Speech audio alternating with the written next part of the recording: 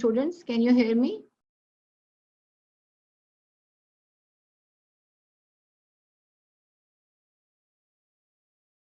Okay. तो क्या हाल है आप लोगों का? अच्छा, कल जो मैंने आपको पढ़ाया था उसमें कोई is there any ambiguity, something which you don't understand? It was all your physics which you have done in your previous years, and don't worry, you don't have to learn all this physics. ठीक है, आपने ये सारी physics नहीं पढ़नी है, right? जो मैंने आपको कल बताया, जो इम्पोर्टेंट पार्ट जो है which I did with you was structure of the eye. ठीक है, स्ट्रक्चर ऑफ द आई आपको बहुत अच्छी तरह से आनी चाहिए, और अगर आपने special senses, it's not going to be very difficult for you. ठीक है,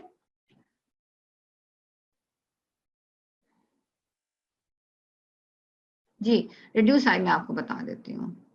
सो जितनी भी फिजिक्स कल पढ़ाई है वो बस आपके कॉन्सेप्ट के लिए कि आगे जो मैं पढ़ाने जा रही हूँ आपको, whatever I'm going to teach you, you should know के what was the logic behind of teaching the physics which I taught you yesterday. ठीक है, okay, so we were discussing about the refractive surfaces of the eye. ठीक है, तो the eye जो है it has 4 refractive surfaces. सबसे पहले जो है the interface between the anterior surface of the cornea and the air. ठीक है, फिर posterior surface of the cornea है और aqueous humor है, फिर interface between aqueous humor and the anterior surface of the eye, then the anterior surface interface between the posterior surface of lens and the vitreous humor, यानी कि air. ठीक है, air and the interface between air and the anterior surface of the cornea.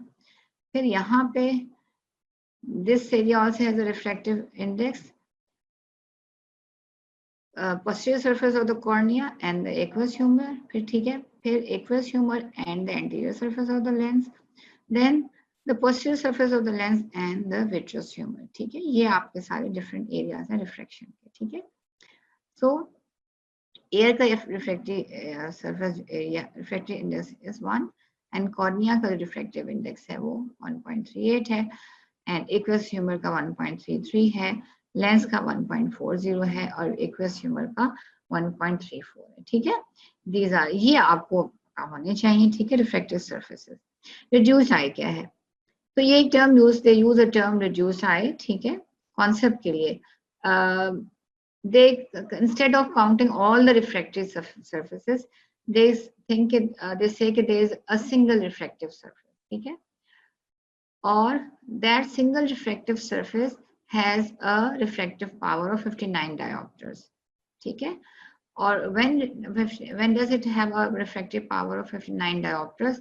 When the lens is accommodated for distant vision. ठीक है, यानी कि आप दूर से देख रहे हो. ठीक है, दूर का ऑब्जेक्ट देख रहे हो.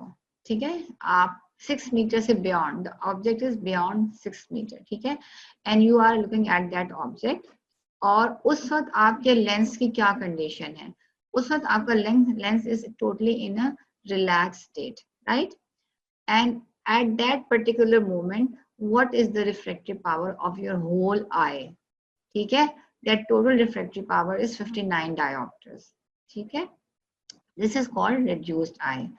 और उसमें वो कहते हैं कि इसमें हम जो सेंट्रल पॉइंट लेते हैं ना, जो जहाँ पे मैक्सिमम 59 डायोप्टर्स है, वो 17 millimetre in front of retina. ठीक है, यानी कि रेटिना, ये जो येलो येलो रेटिना नजर आ रही है ना, can you see this retina, इससे 70 मिलीमीटर इसके इन फ्रंट है. ठीक है, तो this is the area, supposed area जहाँ पे you are looking at a distant object. Distant object का मतलब है this object should be 6 meters away from you. ठीक है, and in that situation when you are looking at a distant object, your lens is in a totally relaxed state. ठीक है, it flatten होता है, और the lens in the it is in a relaxed state, and at that moment आपकी पूरी eye की जो refractive power है वो है 59 diopters, right?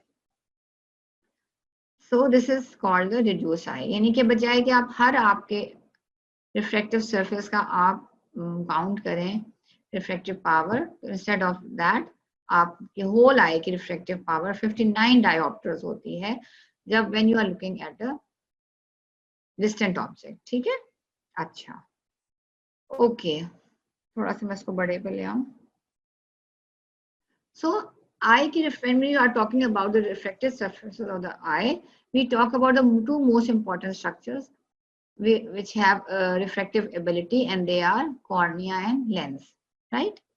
So cornea की कितनी है refractive power? If we only consider the refractive power of cornea, cornea की refractive power है 2/3, यानी अगर 60 diopters, let's say 59 diopters आपकी पूरी eye की है, तो 2/3 जो पावर है वो आपकी 40, ठीक है, ऑलमोस्ट 39 जो है वो आपकी जो रिफ्रैक्टिव पावर है वो आपकी कॉर्निया की है। बिकॉज वाई, बिकॉज आपकी लाइट रेज एंटर हो रही है from one medium into another medium, यानी कि from air into your it hits your cornea, ठीक है। तो जब एक डिफरेंट मीडियम से एंटर होती है तो लाइट, तो वहां पे रिफ्रैक्टिव पावर जो है उस जगह की ज्यादा होती है। तो मैक्सिमम रिफ्रैक्टिव पावर 59 डायोप्टर्स में जो टोटल रिफ्रैक्टिव पावर है उसमें 2/3 रिफ्रैक्टिव पावर जो है वो आपके कॉर्निया की है, ठीक है। कॉर्निया की 2/3 रिफ्रैक्टिव पावर है। अच्छा, और इम्पॉर्टेंट बात ये है कि कॉर्निया का रिफ्रैक्टिव जो कर्वेचर है it remains the same, it doesn't change. तो रिफ्रैक्टिव एबिलिटी कॉर्निया की रिमेन्स कांस्टेंट, ठीक है। लेंस का तो कर्वेचर आप उसको छोटा भी, फ्लैट भी कर सकते हैं, उसको थिक भी कर सकते हैं, तो उसकी रिफ्रैक्टिव पावर कैन चेंज, लेकिन कॉर्निया की refractive power can not change because you can not change the curvature of the cornea, ठीक है। तो दो बातें हैं कॉर्निया की कि आप उसका refractive power you can not change it. Number 2, इसकी 2/3 जो रिफ्रैक्टिव पावर है आई की, उसकी 2/3 जो रिफ्रैक्टिव एबिलिटी है वो आपकी कॉर्निया में, ठीक है। अच्छा, and this is the cornea, this is the transparent part of the cornea which you can't see. अच्छा, फिर दूसरी जो आपकी important structure है which has a refractive ability is your lens. Lens की रिफ्रैक्टिव एबिलिटी जो है ना, टोटल पावर, जो टोटल पावर है आपकी रिफ्रैक्टिव एबिलिटी आई की है, उसमें 1/3 जो एबिलिटी है वो आपके लेंस में है, ठीक है। यानी अगर लेट्स से 60 या 59 आपकी लेंथ की डायोप्टर है रिफ्रैक्टिव एबिलिटी, तो उसमें 20 जो है आपकी वो क्या कंसिडर करते हैं कि लेंस की रिफ्रैक्टिव एबिलिटी, राइट। सो और अच्छा, दूसरी बात एक तो ये है कि 1/3 refractive ability lies in your lens, and other thing is that कि लेंस का कर्वेचर यू कैन इंक्रीज और डिक्रीज, राइट। लेंस के कर्वेचर को आइदर यू कैन इंक्रीज और यू कैन डिक्रीज। कॉर्निया के कर्वेचर को यू कैन नॉट इंक्रीज और decrease, right. लेकिन लेंस के कर्वेचर को यू कैन आइदर इंक्रीज और डिक्रीज, ठीक है। और इन चिल्ड्रन, बच्चों में जो refractive power of the lens और the eye can be increase voluntarily from 20 dioptres to 34 dioptres, ठीक है, which is an accommodation of 14 diopters, यानी कि आपकी लेट्स से एडल्ट की तो 20 डायोप्टर है लेट्स से लेंस की power of accommodation refractive ability, लेकिन बच्चों में की भी 20 है, लेकिन जब आप बच्चे they use the mechanism of accommodation, तो they can increase the refractive ability of their lens to 34, ठीक है। They can increase their refractive ability from 20 to 34, यानी कि accommodation हो रही है 14 diopters की, which I will discuss with you in detail कि what is accommodation, ठीक है। अच्छा, तो आपको मैंने दिखाया कि this is a source of light, ठीक है, this is source of light, और यहाँ से rays they are being emitted in all directions, and by the time they reach the cornea, तो ये देखो यहाँ पे कॉर्निया इज कॉन्वेक्स है, तो यहाँ पे एंगुलेशन हुई, रिफ्रैक्शन हुई, फिर इस एरिया पे आके रिफ्रैक्शन हुई, फिर इस एरिया पे आके रिफ्रैक्शन हुई, and then all the light rays they are focused on one point in the retina.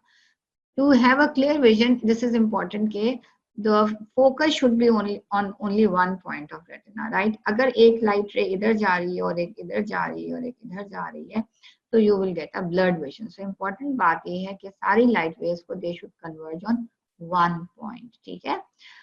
So that's how you will get an image, okay, focus जो है, focal point should fall on the retina.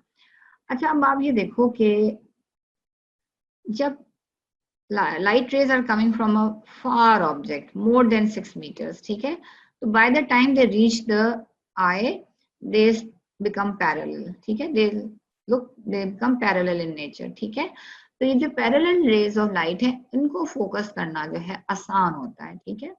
Parallel raise of light को आपको focus करना आसान होता है। तो ये जो आपका लेंस जो रिलैक्स कंडीशन में पड़ा हुआ है, रिलैक्स कंडीशन होती है, स्टेट होती है फ्लैट स्टेट, ये फ्लैट स्टेट में पड़ा हुआ है, तो क्या होगा कि this lens will converge this light which are parallel, ठीक है, and they will focus it onto the retina on one focal point, right। अगर इसी आई को आप उठा के जरा नजदीक ले आओ इस ऑब्जेक्ट के, ठीक है, less than 6 millimetre, let's say यहाँ पे आप ले आओ, हाँ। तो अब आप यहाँ पे क्या देख रहे हो कि अब यहाँ पे रेज का क्या स्टेटस है, रेज आर डाइवर्जिंग, ठीक है ना, रेज जो है वो डाइवर्ज कर रही हैं, रेज जो है वो what are they doing, they are diverging. अब डाइवर्जिंग रेज को to converge them then the lens have to do more work, ठीक है। डाइवर्जिंग रेज को कन्वर्ज करने के लिए लेंस को ज्यादा काम करना पड़ेगा, right, and to bring it on a focal point on the retina, ठीक है। अभी मैं आपको एक और डायग्राम समझाती हूँ। ये देखो, ये जो है आपका दूर से लाइट आ रही, डिस्टेंट सोर्स से आ रही, दूर से आ रही लाइट, तो लाइट के रेज जो है वो पैरेलल है, ठीक है। इन पैरेलल रेज को आपके लेंस ने कन्वर्ज किया ऑन अ फोकल पॉइंट। ये जो पूरी लाइन जो ड्रॉ हो रही है, this whole line is retina, this whole line समझो कि दिस इज रेटिना। तो डिस्टेंट ऑब्जेक्ट से आ रही है, लेंस आपका रिलैक्स स्टेट में है, ठीक है। तो इस रिलैक्स स्टेट में लेंस ने कन्वर्ज किया इन लाइट रेज को ऑन योर रेटिना, ठीक है, तो you will be able to see an object. अच्छा, अब ये जो सोर्स है ये नियर लाइट सोर्स है, यानी कि नजदीक से आपको कोई ऑब्जेक्ट नया नजदीक पड़ा हुआ है आपकी आंखों के, लेस देन 6 मीटर। इस सिचुएशन में आपकी जो ये रेज आ रही हैं वो डाइवर्जिंग रेज है, ठीक है।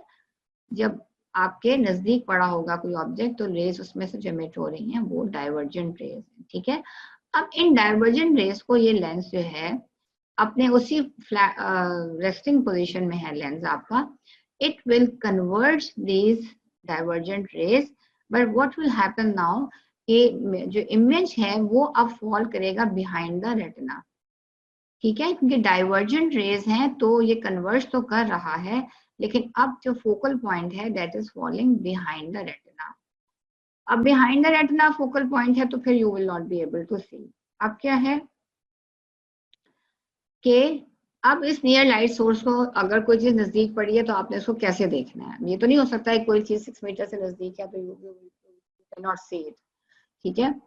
तो व्हाट विल हैपन नाउ कि अब आपका ये जो लेंस है, अगर यहाँ पे आप एक स्ट्रॉन्ग लेंस लगा दो, अगर आप यहाँ पे एक स्ट्रॉन्ग लेंस लगा दो, यानी कि देखो उसका कर्वेचर आपने इसका ज्यादा कर दिया है, इन दैट सिचुएशन आप अगर स्ट्रॉन्ग लेंस लगाओगे तो the light rays they will converge on the retina, ठीक है, on this focal point, on this line, particular line, ठीक है, supposed line।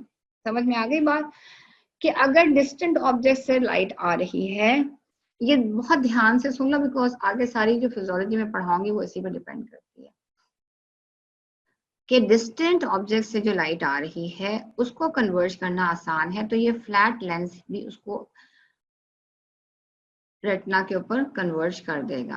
अगर नियर लाइट से सोर्स से लाइट आ रही है तो वो डाइवर्जेंट है, डाइवर्जेंट को कन्वर्ज करने में थोड़ा सा लेंस को जोर लगाना पड़ेगा, लेकिन लेंस क्योंकि अपनी फ्लैट स्टेट में है तो वो कन्वर्ज तो करेगा, लेकिन अब focal point behind the retina fall हो रहा है। यहाँ पे देखो फिर इसको, इस सिचुएशन को कैसे हैंडल किया जाए, नजदीक की चीजें आपने कैसे देखनी है।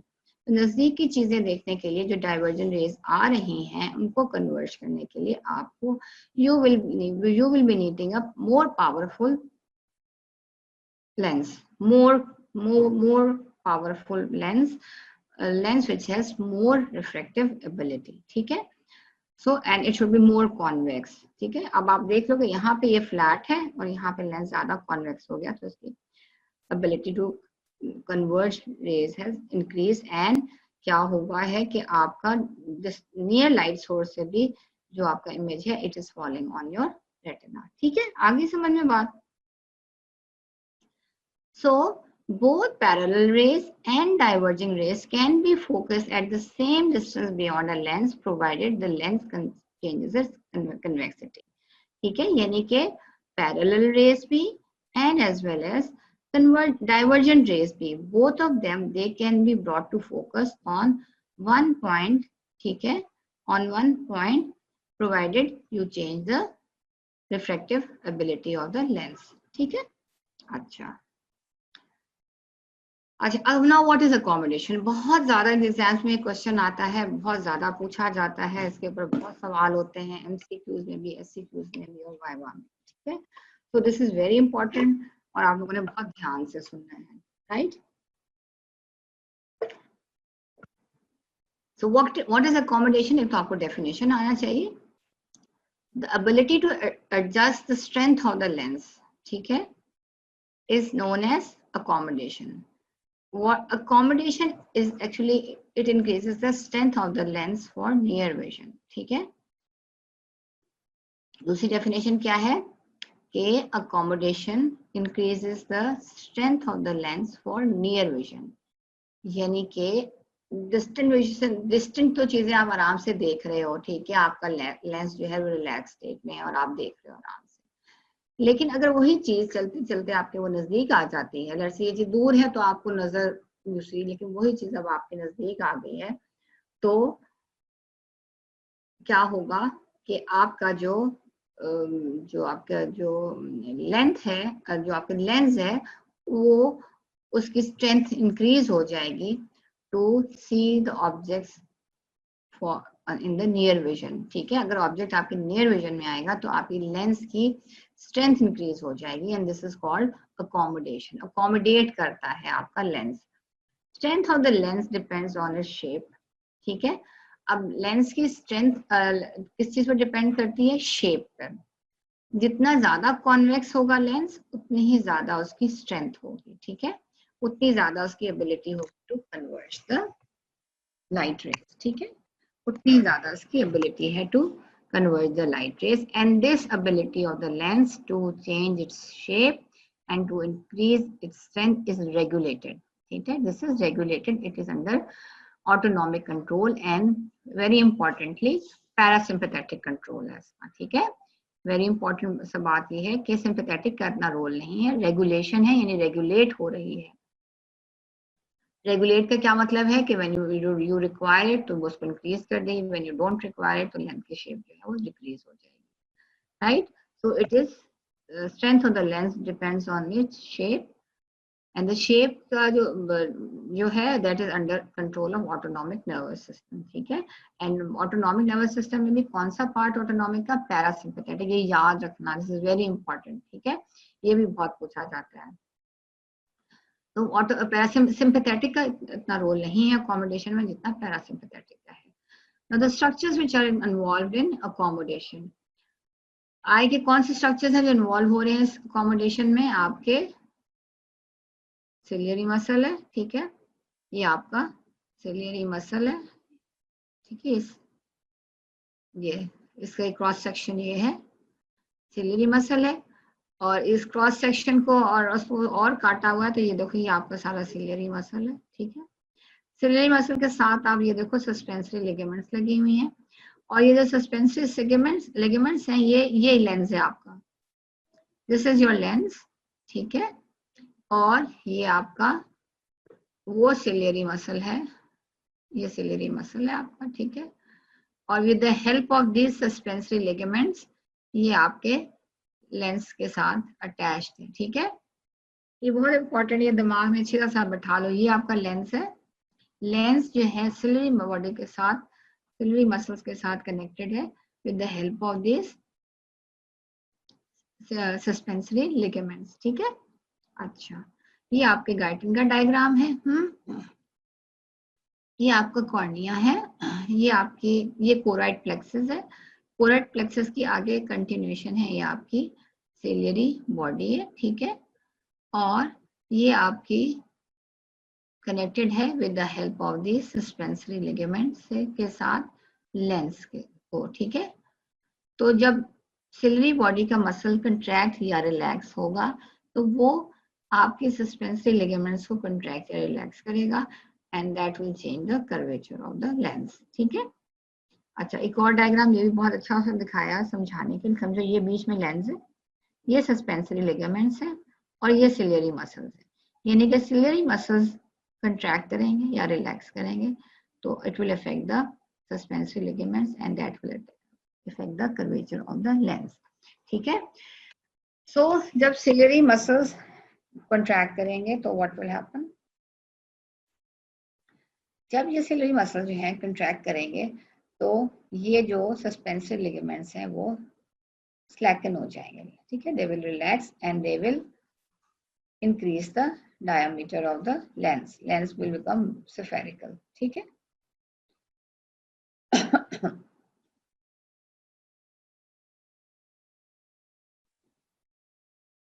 राइट, सो ये आप अब याद रखना कि जब ये सिलेरी मसल्स जो सिलेरी बॉडी में हैं when they will contract, ठीक है, तो ये जो आपकी सस्पेंसरी लिगामेंट्स हैं ये रिलैक्स कर जाएंगी।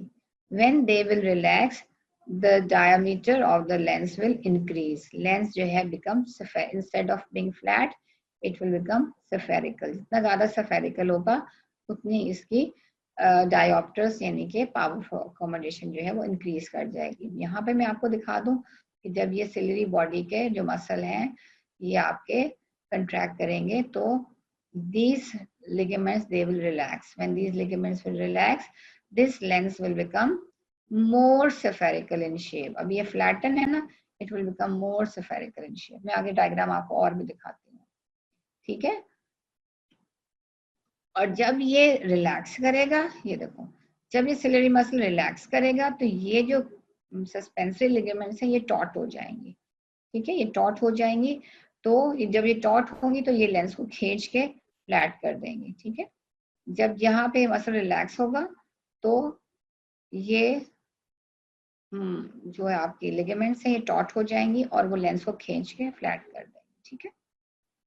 अच्छा, अब लेंस में क्या है, in a young person the lens is composed of strong elastic capsule which is filled with viscous proteinaceous but transparent fluid, ठीक है। सो आपका लेंस कैसा बना हुआ है, strong elastic capsule which is filled with viscous, sorry, not viscous, viscous proteinaceous fluid which is transparent in nature, ठीक है। So when the lens is in a relaxed state, it assumes an almost spherical shape. So जब lens relax होता है और lens के साथ lens के ligaments भी relax होती हैं तो ये पूरा गोला बॉल की तरह हो जाता है, ठीक है। अच्छा, ये देखो आपको मैं दिखा देती हूँ, एक और बड़ा अच्छा डायग्राम मैंने कहीं से देखा था,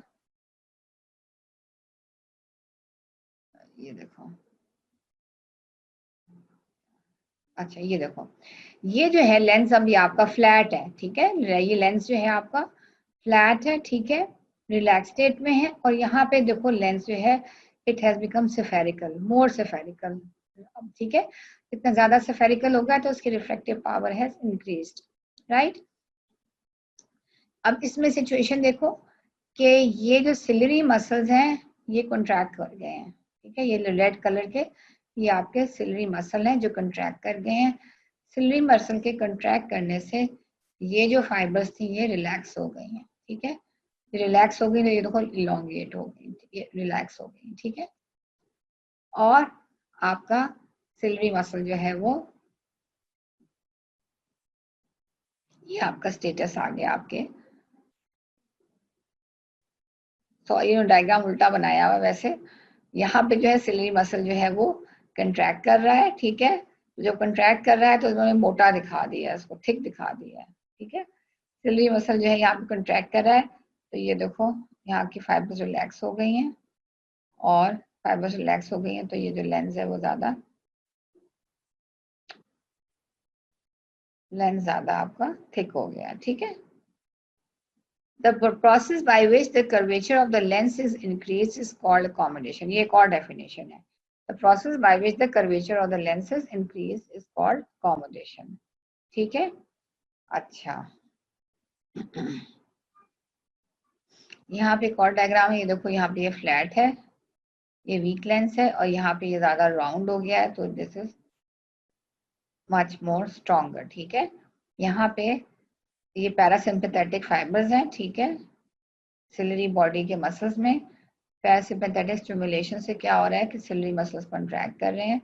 सिलरी मसल के कॉन्ट्रैक्ट करने से ये जो फाइबर्स हैं, सस्पेंसरी लिगामेंट्स, ये आपकी रिलैक्स हो रही हैं, स्लैकन हो रही हैं. जब वो रिलैक्स कर रही हैं तो आपका लेंस जो है becomes more spherical in shape, और वाइसी वर्सा.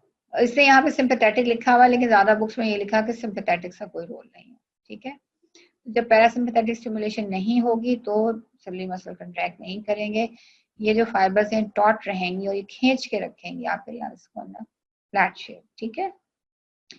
ये शेप हर वक्त रहेगी. ठीक है? लेंस आपकी फ्लैट शेप में रहेगा if you are looking at a distant object. ठीक है? नॉर्मली आप देख रहे हो, दूर ही देख रहे होते हैं. नजदीक तो आपको किताब में पढ़ना होता है तो आप देखते हो, या किसी ऑब्जेक्ट को नजदीक से देखना हो तो नॉर्मली जो आपका लेंस जो है वो आपकी रिलैक्स स्टेट में होता है. ठीक है? लेकिन आप जब कोई डिस्टेंट ऑब्जेक्ट को देखोगे तो पैरासिम्पैथेटिक स्टिमुलेशन शुरू हो जाएगी और आपका लेंस ज्यादा कॉन्वेक्स हो जाएगा, तो उसकी रिफ्लेक्टिव पावर इंक्रीज हो जाएगी. अब देखते हैं आगे होता क्या है कहानी. तो जब आपसे पूछा जाए कि व्हाट इज अकोमोडेशन, तो आप अकोमोडेशन की डेफिनेशन बताओगे. फिर आप लिखोगे कि व्हेन, अब बुक में ऐसे कहीं नहीं लिखा हुआ है. तो when a distant object moves towards the eye, ठीक है, एक डिस्टेंट ऑब्जेक्ट है जो आपकी आंख के नजदीक आएगा, the number of parasympathetic impulses stimulating the ciliary muscles is progressively increase for the eye to keep the object constantly in focus. अच्छा, अब एक ऑब्जेक्ट है वो 6 मीटर से बियॉन्ड पड़ा हुआ है. अब वो ऑब्जेक्ट जो है वो चलता चलता चलता, जैसे एक बंदा है, वो आप दूर है, आप उसको देख रहे हो, you can see it clearly. अब वो ऑब्जेक्ट जो है वो जैसे जैसे चलता चलता आपके नजदीक आएगा 6 मिलीमीटर, तो जैसे जैसे वो नजदीक आता जाएगा पैरासिम्पैथेटिक स्टिमुलेशन जो होती रहेगी होती रहेगी होती रहेगी, ताकि आपका लेंस जो है वो मोर स्फेरिकल होता जाए, ताकि उस ऑब्जेक्ट को आप क्लियरली देखते रहो. ठीक है? Stimulation of the parasympathetic nerves जो है ना contract both sets of ciliary muscle fibres. Both sets है, मेडियोनल है और सर्कुलर फाइबर्स है. दोनों सेट्स को वो स्टिमुलेट करता है जो कि लेंस लिगामेंट्स को रिलैक्स करेंगे. जैसे लेंस लिगामेंट्स रिलैक्स करेंगी, lens become more thicker, and when the lens becomes more thicker it will increase its refractive power, and refractive power increase हो जाएगी तो इमेज जो है वो रेटिना के पीछे पड़ने के बजाय it will fall in front on the retina. ठीक है? and जैसे कि role of sympathetic fibers is insignificant in accommodation. आगे बात समझ में? ये जो मैंने इतनी कहानी भी पहले बताई थी वो यही थी. इतना जो मैंने इस डायग्राम पे एम्फेसिस फेस पुट किया था वो यही किया था कि दूर से जो लाइट रेज आ रही हैं एक ऑब्जेक्ट से, अगर एक बंदा दूर खड़ा हुआ है और वहां से जो लाइट रेज आ रही हैं वो दूर से आ रही हैं, तो जब वो आए के नजदीक पहुंचती हैं तो स्ट्रेट हो जाती हैं, पैरेलल हो जाती हैं. पैरेलल रेज को कन्वर्ट करना आसान होता है. तो एक फ्लैट लेंस जो नॉर्मल कंडीशन में होता है वो उनको कन्वर्ट करता है and the image falls on the retina, focal point यहाँ पे. अगर वही नियर ऑब्जेक्ट जो है वो वही नियर ऑब्जेक्ट जो है अब वो वही ऑब्जेक्ट जो है वो आपके नजदीक आ गया है, तो अब उसमें से जो लाइट एमिट हो रही है वो डाइवर्जेंट रेज है. तो अब क्या करेगा आपका लेंस जो है, आपकी पैरासिम्पैथेटिक स्टिमुलेशन होगी, सिलरी मसल कंट्रैक्ट करेगा, और आपका सिलरी मसल के कंट्रैक्ट करने से क्या होगा कि आपकी सस्पेंसरी लिगामेंट्स जो अटैच हैं आपके लेंस के साथ वो स्लैक करेंगी and the lens will become more spherical in shape. जब लेंस ज्यादा स्फेरिकल इन शेप हो जाएगा तो उसकी reflective ability will increase, power of accommodation will increase, and what will happen, you will be able to see the near object as clearly as you were seeing the distant object. ठीक है? सिर्फ change यहाँ पे क्या आई है कि आपने power of lens जो है इंक्रीज कर दी है, ठीक है। पावर ऑफ लेंस इंक्रीज हुई है due to parasympathetic stimulation and contraction of ciliary muscle and relaxation of the ligaments and the lens become more spherical in shape. आगे समझ में बात, आगे चलो, बहुत इंपॉर्टेंट है इसलिए मैं बार बार रिपीट कर रही हूँ ये। अच्छा, अब एक टर्म यूज होती है इमेट्रोपिया, ठीक है। इमेट्रोपिया का मीन्स है, इट मीन्स नॉर्मल विजन, ठीक है। Eye is considered to be normal और emmetropic if parallel light rays from a distant objects are in sharp focus on the retina when the ciliary muscle is completely relaxed, ठीक है। ciliary muscle जो है relaxed है, यानी कि ये scenario है कि सिलियरी मसल जो है वो आपका रिलैक्स्ड है, ठीक है, रिलैक्स है। ये जो है आपके टॉट है लिगामेंट्स, और लेंस जो है वो फ्लैट शेप में है, लेंस जो है फ्लैट शेप में है, ठीक है। And you are able to see the object which is in a far distance, ठीक है। ऐसी आई को हम कहेंगे इमेट्रोपिक आई या नॉर्मल विजन। नॉर्मल विजन में क्या है, सिलियरी मसल आपका रिलैक्स्ड है, lens is flat in shape and you are able to see a distant object very clearly. This is called ametropic eye, ठीक है, समझ में आ गया। अच्छा, so the eye is said to be normal or ametropic if parallel light rays कहाँ से आ रही है, distant objects से आ रही है, ठीक है। They are in sharp focus on the retina when the ciliary muscle are totally relaxed and lens is in a flat shape, ठीक है। So imetropic eye can see all the distant objects very clearly, ठीक है। अच्छा, now rays from objects closer than 6 meter from the observer are brought to a focus behind the retina. वही कहानी, subsequently the objects appear blurred. अब एक आई है, वही आई है इमेट्रोपिक, नॉर्मल आपकी आई है, ठीक है।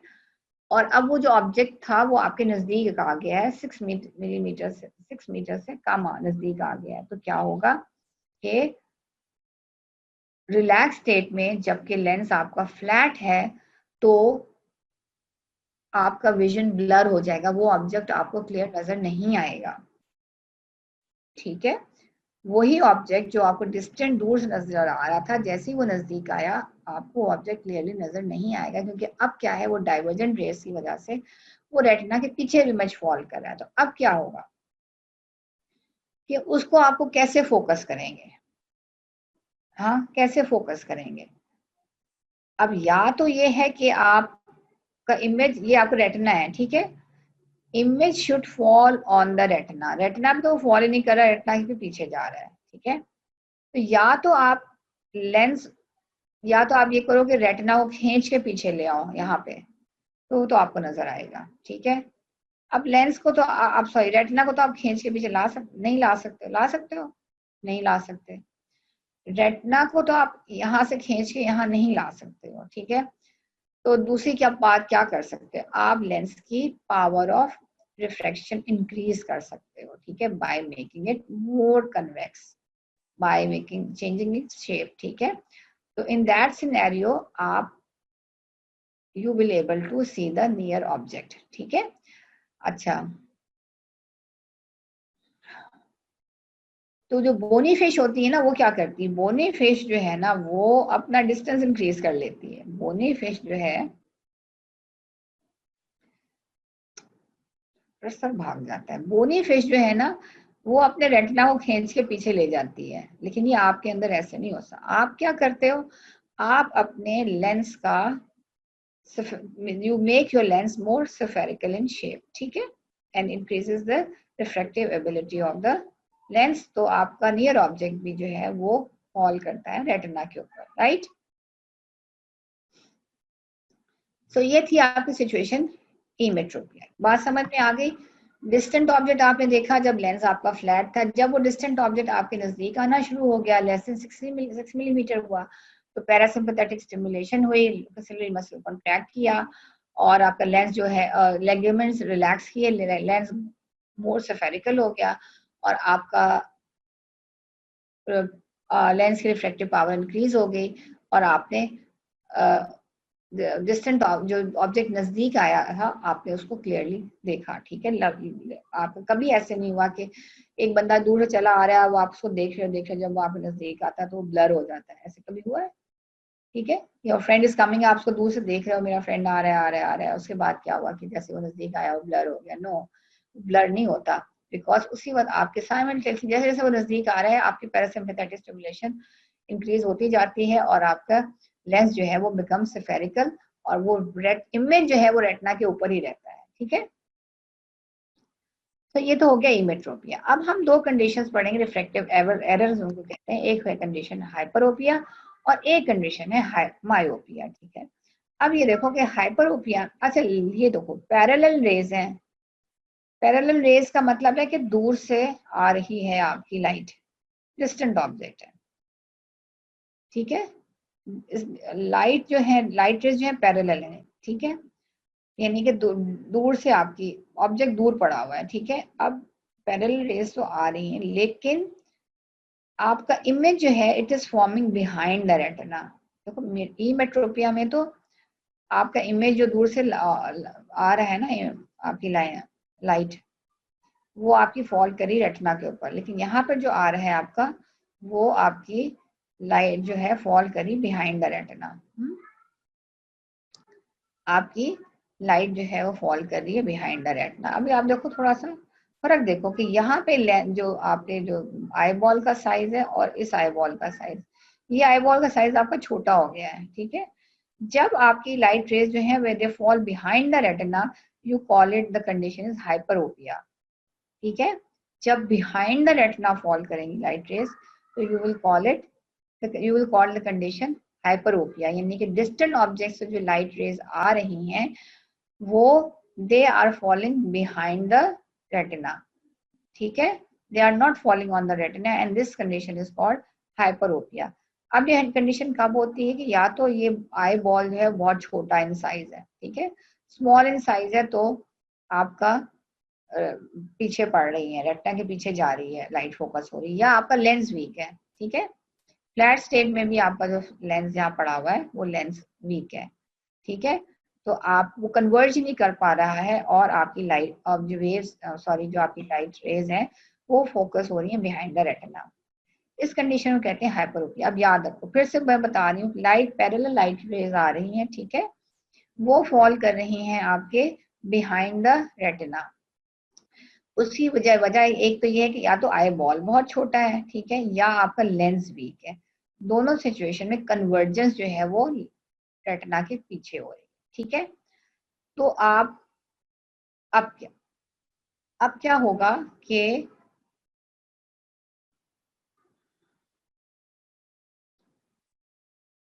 अच्छा अब क्या होगा कि आपके so hyperopia is also called far sightedness. ठीक है, hyperopia is also called far sightedness. ठीक है, it is due to either the eyeball is too short or the lens system is too weak. ठीक है, parallel light rays they are not bent sufficiently by the relaxed lens system to come to focus by the time they reach the retina. ठीक है, focal point or the image it is falling behind the retina. To overcome this abnormality, the ciliary muscle must contract to increase the strength of the lens. ठीक है, right? अब क्या है, अब इस scenario में क्या है कि आपका इमेज पीछे पड़ रहा है, तो या तो आप रेटिना को खींच के पीछे ले जाओ, वही बात पर आ गई, या तो आप रेटिना को खींच के पीछे ले जाओ तो you will be able to see. ठीक है, लेकिन ऐसा तो आप कर नहीं सकते हो। आप क्या करोगे, अपने लेंस की रिफ्रैक्टिव पावर को इंक्रीज करोगे with the help of accommodation. ठीक है, with the help of accommodation आप अपने लेंस की रिफ्रैक्टिव पावर को इंक्रीज करोगे। एंड जब अगर आपके लेंस की रिफ्रैक्टिव पावर इंक्रीज हो जाएगी तो क्या होगा कि you will be able to see distant objects in hyperopia. ठीक है, तो अगर एक कंडीशन है हाइपरोपिया, आपका इमेज पीछे पड़ रहा है जाके रेटिना से, तो आपका अगर लेंस सही काम कर रहा है तो lens with the help of the power of accommodation lens जो है ना इस इमेज को it will the lens will become more spherical in shape और वो आपका image will fall on the retina. तो हाइपरोपिया को हम फार साइटेडनेस इसलिए भी कहते हैं कि in hyperopia you can see distant objects if your lens is working normally. अगर लेंस सही काम कर रहा है तो although the light rays are falling behind the retina, आपकी लेंस की पावर इंक्रीज हो जाती है and you can see the object. So hyperopia को फार साइटेडनेस इसलिए भी कहते हैं because you can C distant objects because your lens is working and your lens is will control the converge the light rays and the image will fall on the retina. ठीक है, this is called hyperopia और hyperopia को far sightedness इसलिए कहते हैं कि वो जो लेंस रेटिना के पीछे इमेज फॉल कर रहा है वो लेंस spherical होके the person will be able to see distant objects. ठीक है, by using the mechanism of accommodation a far-sighted person is capable of focusing distant objects on the retina. ठीक है, अच्छा अब नियर ऑब्जेक्ट्स की क्या कहानी होगी. Near objects are focus behind the retina. ठीक है, even with accommodation and accordingly are blurred. ठीक है, सो अब हाइपरोपिक पर्सन जो है वो दूर की चीजें तो देख लेता है क्योंकि उसका लेंस सही काम कर रहा है, लेंस जो स्फेरिकल हो गया और उसने इमेज को कंट्रोल कर लिया. लेकिन हाइपरोपिक पर्सन नजदीक की चीजें नहीं देख सकता. ठीक है, बिकॉज इस सिनेरियो में उसका लेंस जो है it will not help. So hyperopia वो कंडीशन है जिसमें लेंस जो आपका इमेज है फॉल करा बिहाइंड द रेटिना. ठीक है, दूर से चीजें नजर आ रही हैं वो तो ठीक है, वो कंट्रोल कर लेगा, वो आपका लेंस स्फेरिकल हो गया उसने उसको कंट्रोल कर लिया. ठीक है, लेकिन जो नजदीक से लाइट आएगी ना वो तो इतनी ज्यादा डाइवर्जेंट होगी कि उसको नहीं कंट्रोल करेगा. तो हाइपरोपिया जो है इज कॉल्ड फार साइटेडनेस क्योंकि दूर की चीजें आपको नजर आ सकती हैं लेकिन नजदीक की चीजें near objects are focus behind the retina even with accommodation and are blurred. ठीक है, नियर ऑब्जेक्ट जो पीछे रेटिना के फोकस हो रहे हैं वो इवन accommodation की हेल्प से भी आपको नजर नहीं आएंगे and you will get a blurred vision. ठीक है, thus a hyperopic individual has better far vision. better far vision तो इसलिए है बिकॉज उसके अकोमोडेशन काम कर रही है. ठीक है, और अगर उसकी अकोमोडेशन काम नहीं कर रही है तो फिर आप उसको कन्वेक्स लेंस लगाओगे. ठीक है, अच्छा such this condition far sightedness becomes worse when the person gets older because of loss of accommodative ability with the onset of presbyopia. So when presbyopia happens, क्या होता है presbyopia में? The lens become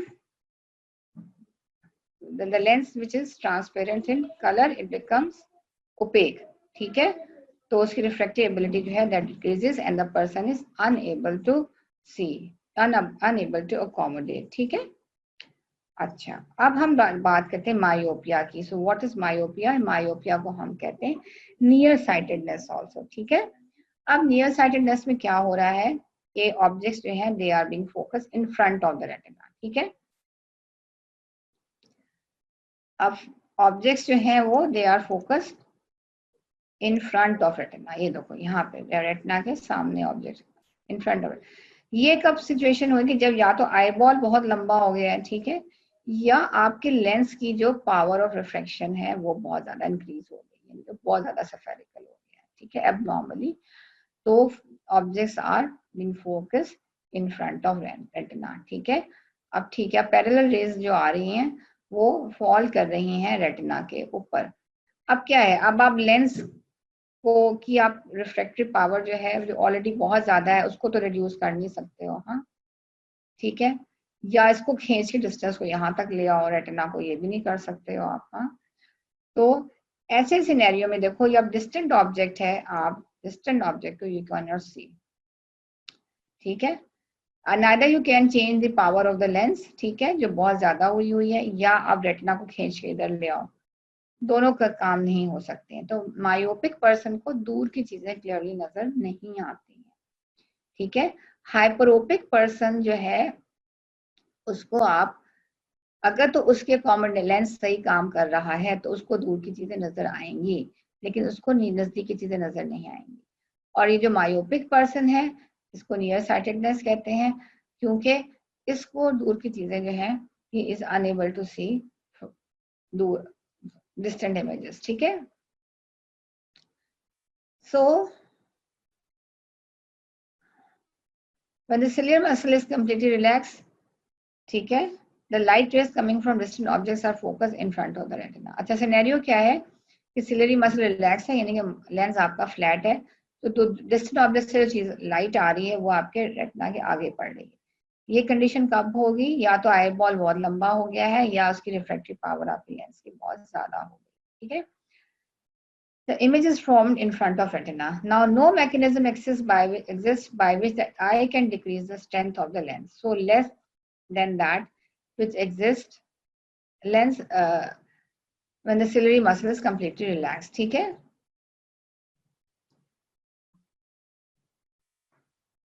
राइट, तो अब आपकी lens की तो strength आप नहीं कम कर सकते हो, ठीक है।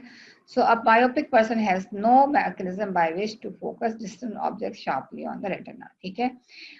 अब near object, in case of near objects, the person can use the mechanism of accommodation to keep the image focused clearly because the lens have a very good refractive power, ठीक है।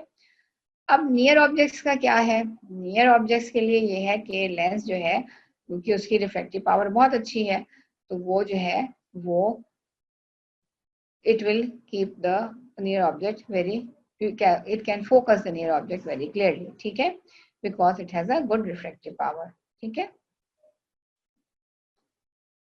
सो ये आपका सिनेरियो है, ठीक है।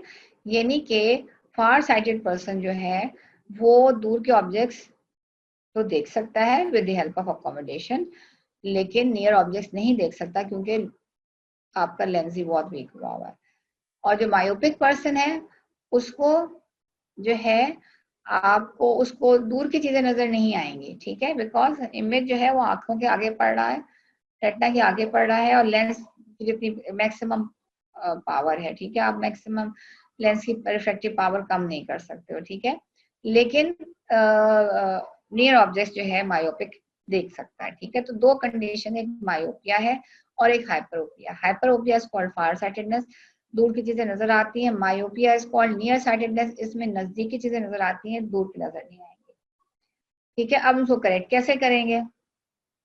अब जहां पे लेंस की जो है पावर जो है हाइपरोपिया है, जहाँ पे लेंस की पावर कम है, तो वहां पे आप उसको मोर एक उस बंदे को कन्वेक्स लेंस दोगे, उसके एन के दोगे जिसमें कन्वेक्स लेंस लगे हुए हैं, तो फिर क्या होगा कि आपका इमेज पीछे फॉल करने की बजाय आपका इमेज जो है वो फॉल करेगा ऑन द रेटिना, ठीक है। ये देखो हाइपरोपिया में इमेज पीछे पड़ रहा था, तो आपने उसको करेक्ट कैसे किया? आपने उसको एक पावरफुल लेंस दिया जिसकी वजह से उसने जो डिस्टेंट ऑब्जेक्ट तो वो देख ही रहा था विद द हेल्प ऑफ अपनी पावर ऑफ अकोमोडेशन, उसने आपके नियर ऑब्जेक्ट्स को भी हेल्प किया और फोकस जो है वो फॉल कर रहा है ऑन द रेटिना। अच्छा, अब यहाँ पे आ जाओ मायोपिया में क्या हो रहा है? मायोपिया में आपका ये लेंस बहुत ज्यादा पावरफुल हो गया, ठीक है, बहुत ज्यादा इसकी रिफ्रैक्टिव एबिलिटी है, तो आपको फोकस जो है ना वो आपके इन फ्रंट ऑफ द रेटिना पे फोकल पॉइंट है, ठीक है, आपका ऑब्जेक्ट फॉल कर रहा है। तो अब आप उसको क्या करोगे? अगर रिफ्रैक्टिव पावर बहुत ज्यादा होगी तो यहाँ पे आप एक ये लगा दोगे कनकेव लेंस, कॉनकेव लेंस लगा दो। कॉनकेव लेंस जो है ना वो डाइवर्ज करेगा रेस को, ठीक है, डाइवर्ज करेगा तो focal point will be form on the retina, ठीक है। तो इसकी ट्रीटमेंट जो होगी, मायोपिक को आप दोगे कॉनकेव लेंस और हाइपरोपिक को आप दोगे कॉन्वेक्स लेंस, ठीक है। आगे बात समझ में? सो आप ये देखो कि ये देखो आई बॉल लंबा हो गया है, तो इसका इमेज जो है वो यहाँ पर पड़ रहा है, तो आप उसको सिलेंड्रिकल लेंस दोगे ताकि आपका इमेज जो है डाइवर्ज हो रेज और आपका इमेज फॉल करे रेटिना के ऊपर, और यहाँ पे आपका इमेज पीछे पड़ रहा है, तो आप इसको कॉन्वेक्स लेंस दोगे हाइपरोपिया में, ताकि उसका इमेज रेटिना के ऊपर फॉल करे। ठीक है, ये आपकी ट्रीटमेंट है। Myopia, correction of myopia and hyperopia. If the refractive surfaces of the eye have too much refractive power, as in myopia, this excessive refractive power corrected by using a concave spherical lens, which will diverge the rays. ठीक है, minus diopters वाला दोगे। Hyperopia में क्या है, अगर refractive surfaces of the eye are too weak, तो you will add refractive power by using a convex lens in front of the eye plus diopters वाला उसको lens लगाओगे। ठीक है, any question? अच्छा जी, अब हम बात करेंगे जी प्रेस बायोपिया की। प्रेस बायोपिया क्या है? Loss of accommodation by the lens. ठीक है, as a person gets older the lens grows larger and thicker and becomes less elastic. ठीक है, due to progressive denaturation of the lens proteins. So lens जो है वो बड़ा भी हो जाता है, थिक भी हो जाता है, लेस इलास्टिक भी हो जाता है, और डीनेचुरेशन ऑफ लेंस प्रोटीन्स हो जाती है। The ability of the lens to change the shape decreases with age. ठीक है, each eye remains focused permanently at an almost constant distance, depends on the physical characteristics of each person's eye.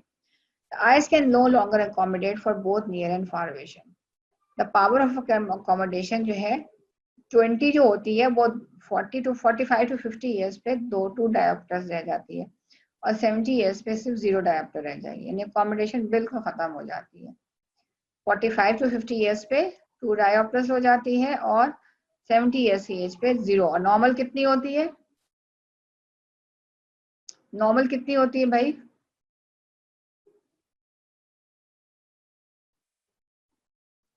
Twenty dioptres. अच्छा जी, आप treat कैसे करेंगे presbyopia को? To see clearly both in the distance and near by vision. Older person को आप bifocal glasses लगाओगे। ठीक है, अपर सेगमेंट जो है होगा, आपने बायफोकल ग्लासेस देखी हुई ना आपके एल्डर्स, अब तो खैर नहीं पहन, some people they wear glasses, तो बायफोकल होती हैं। ठीक है, ऊपर जो है वो आपका फार सीइंग के लिए होता है, और लोअर सेगमेंट जो है वो नियर सीइंग के लिए, रीडिंग के लिए होता है। ठीक है, या फिर वो लेंस ही रिप्लेस कर देते हैं, intra ocular surgical replacement of intra ocular lens, ये आपके प्रेस बायोपिया की ट्रीटमेंट है। ठीक है, अच्छा जी, एक और टर्म हम पढ़ते हैं एरर्स ऑफ रिफ्रैक्शन में, एस्टिग्मेटिज्म। ठीक है, एस्टिग्मेटिज्म जो है it is also refractive error of the eye. They are defects in the curvature of the lens और द कॉर्निया। कर्वेचर जो है लेंस का या कॉर्निया का डिफेक्टिव है। ठीक है, तो light entering the eye will not be focused at a single point on the retina, so thus it creates a blurred vision. In astigmatism, the curvature of the cornea is uneven, so light rays are unequally refracted. ठीक है, cornea या lens का अगर surface unequal हो जाएगा तो light rays जो है वो इक्वली रिफ्रैक्ट नहीं होंगी, अनइक्वली रिफ्रैक्ट होंगी। ठीक है, अच्छा ये मैं आपको दिखाती हूँ, जैसे ये आपको गाइटर में डायग्राम दिया हुआ है, ये आपका लेट्स से लेंस है या कॉर्निया है। ठीक है, तो अब इसकी अनइवन सरफेसेस हैं। एक सरफेस है एसी, प्लेन एसी, ठीक है, और एक सरफेस है बीडी। एसी की रिफ्रैक्टिव पावर कम है और बीडी की रिफ्रैक्टिव पावर जो है वो ज्यादा है। ठीक है, लेट्स से ये लेंस है या कॉर्निया, कोई चीज भी है, तो एक प्लेन की रिफ्रैक्टिव पावर कम होगी और एक प्लेन की रिफ्रैक्टिव पावर ज्यादा है। ठीक है, जिस प्लेन की रिफ्रैक्टिव पावर ज्यादा है, बीडी की रिफ्रैक्टिव पावर ज्यादा है, तो उसका फोकल पॉइंट जो है ना, जो लाइट वो पड़ेगा पीछे। ठीक है, जो ज्यादा रिफ्रैक्टिव पावर, सॉरी जिसकी रिफ्रैक्टिव पावर कम है, कम किसकी है? एसी की। एसी की रिफ्रैक्टिव पावर कम है तो उसका फोकल लाइन जो है पीछे गिरेगी जाके, और बीडी के ऊपर जब लाइट पड़ेगी आके तो उसकी रिफ्रैक्टिव पावर ज्यादा है तो उसकी फोकस आगे आएगा। तो जब कुछ लाइनें यहाँ बन रही हैं, कुछ फोकल पॉइंट यहाँ पड़ रहे हैं, कुछ फोकल पॉइंट यहाँ पड़ रहे हैं, तो आपको एक ब्लर्ड इमेज नजर आएगा। ठीक है, एस्टिग्मेटिज्म टेस्ट करने के लिए एक बड़ा अच्छा उन्होंने चार्ट दिया हुआ है। ठीक है, तो अगर आप अपनी लेफ्ट आई क्लोज करो और चार्ट को देखोगे, ठीक है, तो और खास सेंटर को देखोगे, तो अगर तो आपको लाइनें अलग अलग नजर आएंगी तो समझो कि आपकी आंखें सही है, और अगर आपको लाइनें ब्लर नजर आएंगी तो उसका मतलब है ये एस्टिग्मेटिज्म है। ठीक है, तो अगर आप सब के सब बाद में करके देखना कि आप बिल्कुल सेंटर में आप देखो इसको। ठीक है, और अगर आपको देखते रहो देखते रहो देखते रहो, अगर आपको लगे कि ये जो किनारे पे लाइनें हैं, एक आंख बंद करके, ठीक है, और आपको लगे कि ये लाइनें आपको ब्लर नजर आ रही है बहुत देर सेंटर में देखने के बाद, तो आप समझो कि आपको एस्टिग्मेटिज्म है। और अगर आपको ब्लर नहीं नजर आए तो आपको एस्टिग्मेटिज्म नहीं है। ठीक है, इसको करेक्ट कैसे करोगे? एक सफेरिकल लेंस से पहले आप ट्रायल एंड एरर से आप फोकस करोगे कि कौन सा सही एंगल है, उसके बाद आप इसमें एक सिलेंड्रिकल लेंस लगाओगे to correct the remaining error. ठीक है, कॉन्टेक्ट लेंसेज क्या होते हैं? ग्लास और प्लास्टिक के कॉन्टेक्ट लेंसेज होते हैं that fit against the interior surface of the cornea. ठीक है, बहुत सारे आप बच्चे कॉन्टेक्ट लेंसेज लगाते हो। They are held in place by a thin layer of tear fluid. ठीक है, आंखों में जो आंसू होते हैं ना, वो आपको आपके लेंस को चिपका देते हैं आपके कॉर्निया के साथ। The tears between the contact lens and the cornea have a refractive index almost equal to that of cornea. ठीक है, so the anterior surface of the cornea no longer plays significant role in eye's optical system. Role फिर शुरू हो जाता है आपके lens का। ठीक है, instead the outer surface of the contact lens play the major role. ठीक है, कॉन्टैक्ट सिस्टम के लेंस के आपका आउटर सरफेस जो है that plays a role. Contact lens का फायदा क्या है? इंस्टेड ऑफ हैविंग ग्लासेस, तो it is use in refractive errors caused by odd shape bulging cornea, keratoconus. कुछ लोगों में ना ऑड शेप बल्जिंग कॉर्निया होता है, उसे कहते हैं केराटोकॉनस। उसमें ये लेंसेज बहुत हेल्पफुल होते हैं। The lens turns with the eye and give a broader field of clear vision than the glasses. ठीक है, अब ग्लासेस तो आंखों के साथ नहीं घूमती ना, लेकिन अगर आप अपने आंखें घुमाओगी और साथ साथ लेंस भी घूमेंगे तो आपका ब्रॉडर क्लियर विजन होगा। The contact lenses has little effect on the size of the object the person sees through the lens. ठीक है, whereas lenses placed 1 centimeter in front of the eye do affect the size of the image in addition to the correcting focus. ठीक है, यानी कि अगर lens से आप देखो तो साइज ऑफ द ऑब्जेक्ट आपको सही नजर आएगा, लेकिन अगर आप ग्लासेस लगा के देखोगे तो साइज ऑफ द ऑब्जेक्ट फर्क नजर आएगा। ठीक है, ये एडवांटेजेस हैं आपके कॉन्टैक्ट लेंसेज के। अच्छा, फिर एक और डिजीज है कैटरेक्ट। कैटरेक्ट भी आप लोगों ने पढ़ी होगी। लेंस में के अंदर ओपेक एरियाज डेवलप हो जाते हैं। Commonly seen I abnormality that occurs in older people. ठीक है, cataract is a cloudy or opaque area or areas in the lens. ठीक है, protein in some areas of the lens fibers become denatured and coagulate to form opaque areas. इसकी treatment क्या है cataract की? Surgical removal of the lens. When the lens is removed, the eye loses a large portion of its refractive power. फिर क्या होगा? Lens को remove कर दिया, बंदा तो रिफ्रैक्टिव पावर कम हो गई, तो फिर क्या करेंगे? You will replace it with a powerful convex lens in front of the eye. या तो उसको आंखों ऐनक लगा दोगे कन्वेक्स लेंस वाली, या आप एक आर्टिफिशियल लेंस इम्प्लांट करोगे इंट्राओक्युलर। Alright, I will stop here. अब मुझे बताओ कोई सवाल, कोई बात अगर नहीं समझ में आई है?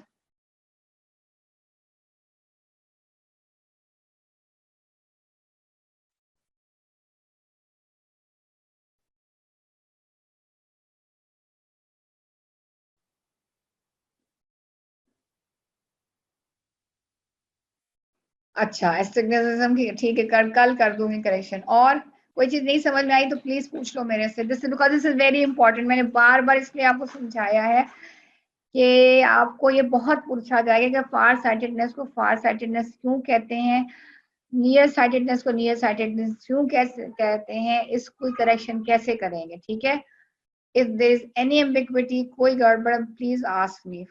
ठीक है, सब कुछ समझ में आ गया है? भाग गए हैं कितने सारे बच्चे।